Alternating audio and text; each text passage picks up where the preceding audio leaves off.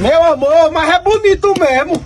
Tu acha certo o cabo ficar em casa e todo mundo vai bebendo? Casamento não é prisão não, meu filho. Eu vivo com você, mas eu lhe respeito. Não quer dizer nada eu vir beber uma cachaçinha aqui no bar do coisado. Vá pra casa. Ah, é, quer dizer que é assim, né? Eu tava nas conversas. Eu sei assim, me ameaçado também. Não é não, tem um coisado? direito, né, da gente beber o menos umas. Você tá Coisado, certa. eu já vou pra cá, que eu tenho que dar a janta dele, né? Tá bom. Outra vez eu apareço aí pra tomar Tá uma bom, mais, beleza, viu? então. Mas é bonito mesmo. A mulher em casa e o homem bebendo no bar.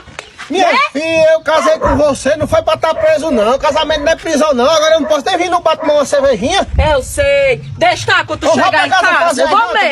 vai. Não, não tá querendo botar a mão, não. Eu lembrei daquele dia que tu tava aqui e ela passou e disse sair com tu. Eu dei o troco. Muito bem, assim Foi é que de a gente propósito. faz. Tu viu como ela foi? Chega, foi bem caladinha. Chega foi bem caladinha. Né? O bom da vida é isso, elas voltam. Elas voltam que o mundo nada, não? É, É tá certo. bom, tá que essa daqui já tá aqui. Pronto.